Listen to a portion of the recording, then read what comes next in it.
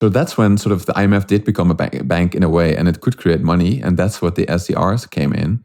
And that gave the IMF a lot more flexibility to step in as a lender of last resort. But the thing is, when the IMF was started, it could make loans to countries, but it was actually very uncommon for them to say to a country, you have to do this, you have to do this austerity, for example.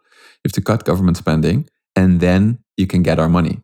No. This wasn't the case at the start. They started out, just giving these loans, and then if a country couldn't pay it back, then they would say, well, then you have to maybe cut government spending. But the thing is that after the collapse of the Bretton Woods gold standard system, the IMF had a bit of a different role and stepped more into this sort of lender of last resort role to save countries, which sounds very noble as well, right? But the thing is, then you had something called the Washington Consensus. And this is, I think, where we get to the subject of controversy. Had you heard of the Washington Consensus?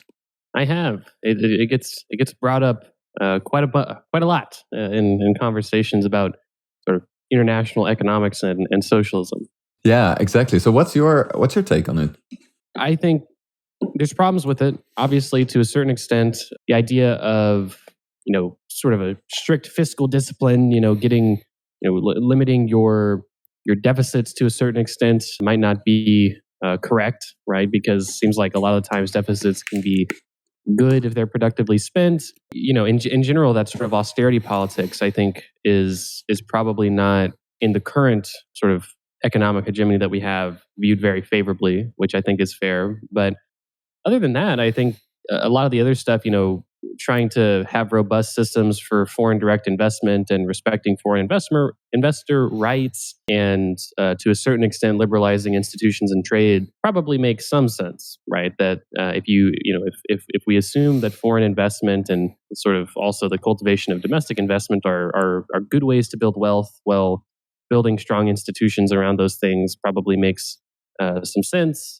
And to a certain extent, you can build wealth through the liberalization of an economy, assuming if it's a transition, you're doing it in a very purposeful manner that isn't sort of all at once that could lead to a lot of transition costs like we saw with the USSR. So stuff like that I think is reasonable, but there's definitely some give and take with the Washington Consensus, I would say. Yeah. So I mean, I think this is where we might get to our first point of disagreement, Econoboi. All right. Yeah. My God. Damn. We finally made it. But no, I mean, the thing with these sort of discussions is always that it's not about the extremes, right? It's about sort of, do you need a little bit of foreign investment or do you need a lot of foreign investment? And it's I think that you're sort of saying, you need a little bit of foreign investment, but I think you're actually sort of pretty far to that you need a lot of foreign investment. That's what it sounds like. But I would say, obviously, you need a little bit.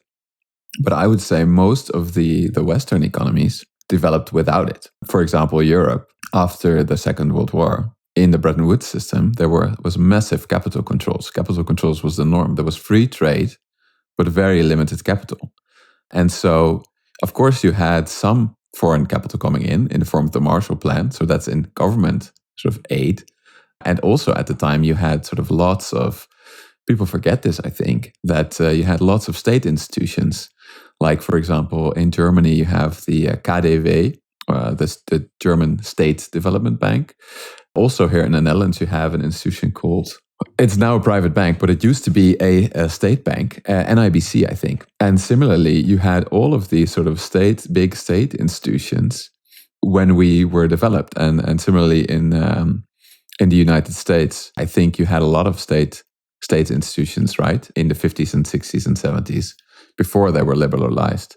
So the weird thing is, I think this is where a bit of the controversy comes from. Like, why did the West successfully develop with some strong state institutions and with very limited capital?